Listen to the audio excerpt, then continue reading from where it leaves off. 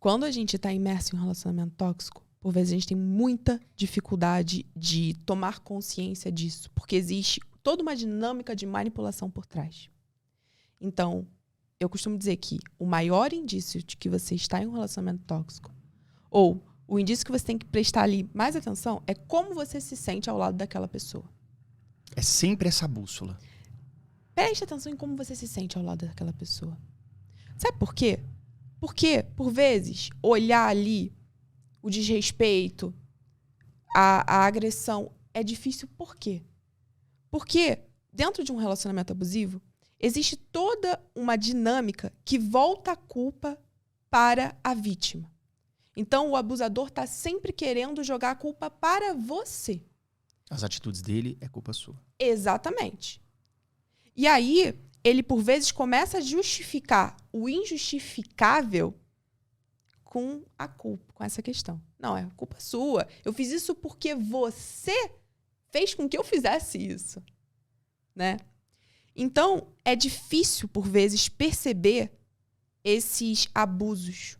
Muito difícil. Então, preste atenção em como você se sente. Você se sente constantemente ansiosa perto dessa pessoa, com medo de pisar em ovos, pisando em ovos. Pisando em ovos, cara. Eu acho que isso aí é outro grande indício. Se você não tem uma naturalidade com a pessoa, cara, acho que você já não tem mais nada. Exato. Então, por vezes... Você já... Fala. Perdão, eu me seguro pra não interromper as pessoas. Não, pode interromper, viu? Eu quero saber o seguinte. Você já teve isso na pele? Do tipo assim, um relacionamento que você... será que eu uso essa vírgula? E outro que você, tipo, nossa, eu sou tranquilona. Eu já. Você sentiu isso, né? Eu já tive esses dois extremos. De, assim... Atualmente você tá em algum relacionamento ou não? Não, Tá. Não. Atualmente não. Tá, ok.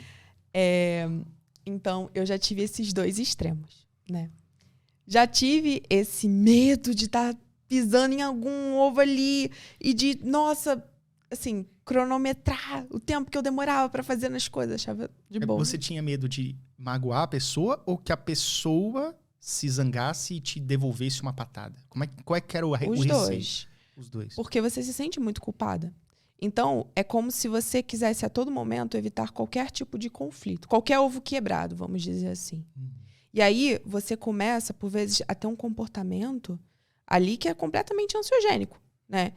Então, por exemplo, vamos supor. Uma situação.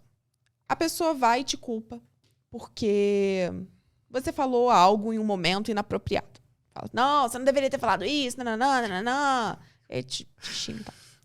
E aí você fala assim, nossa, preciso prestar atenção no que eu falo. Meu Deus do céu, preciso prestar atenção no que eu falo. E aí, a todo tempo você fica, gente, será que eu falei alguma coisa inapropriada? Será que eu falei alguma coisa errada? Porque, pensa comigo, você fez aquela ação e aí teve um reforço negativo, uma punição. A pessoa te puniu ali. Brigou com você, te colocou pra baixo e você falou, ai, tá bom, eu vou melhorar, eu não vou falar isso da próxima vez. E aí você fica sempre hipervigilante ao que você faz pra não desagradar o outro. Mas sabe o que é terrível, Yuri? Terrível. É que você vai desagradar, sabe por quê? Porque o problema não tá em você. Tá na dinâmica, que é completamente disfuncional. Talvez você vai conseguir moldar um comportamento que a pessoa tóxica não gosta, mas ela vai arrumar outra coisa pra você. Vai arrumar outro problema. E isso é o que acontece. Ou seja, não tem fim. Tem fim. É um relacionamento com problemas sem fim. Exato. Porque o outro vai sempre criando vários mini problemas e que, por vezes, se você conta até pra uma pessoa, uma amiga, ela fala assim, amiga, mas isso aí não é um problema. Isso não é um problema. Mas o outro cria esse problema pra você. Então, às vezes, é a forma que você anda, a forma que você veste, a forma que você fala, tudo isso inadequado.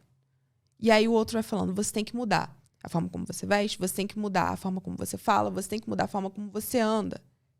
Nossa, você já percebeu que, assim, você fala muito alto? Nossa, você tinha que falar mais baixo, porque, não, você vai assustar as pessoas, assim. Começa assim, né?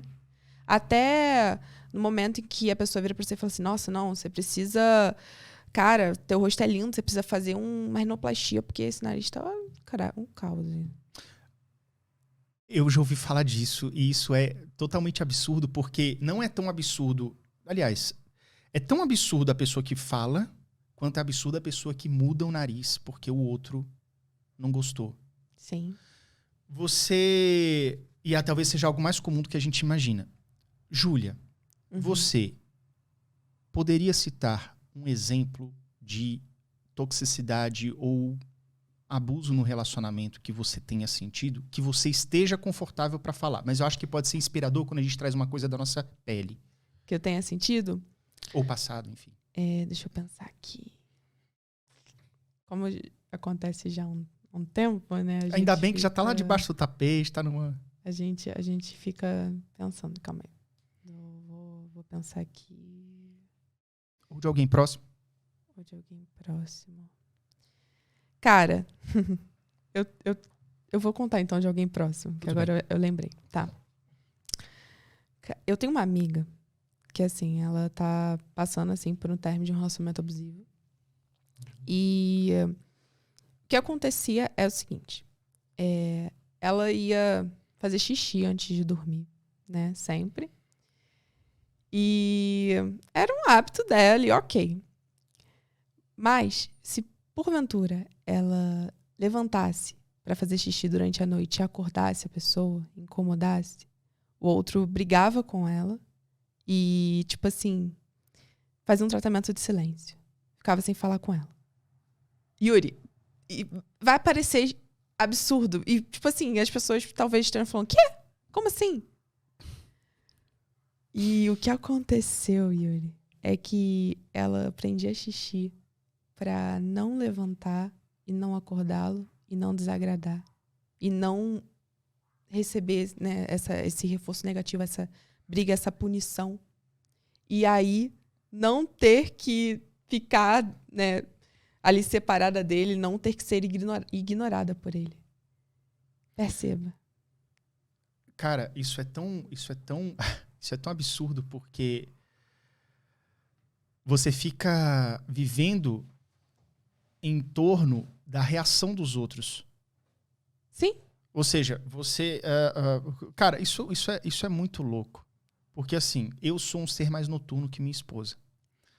Então, ela vai dormir bem cedinho. E, de vez em quando, eu entro e saio do quarto com todo cuidado. Mas, eu, às vezes, incomodo um pouco o sono dela. Isso é fato. Assim como ela me incomoda de manhã, porque ela acorda um pouco mais cedo. Entendeu?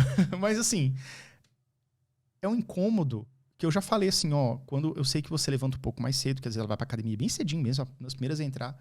Mas assim, se você for sair do quarto, só fecha a porta, porque às vezes ela deixa a porta aberta e entra aquele gelo do corredor. Então são coisas que eu falo e ela vai moldando.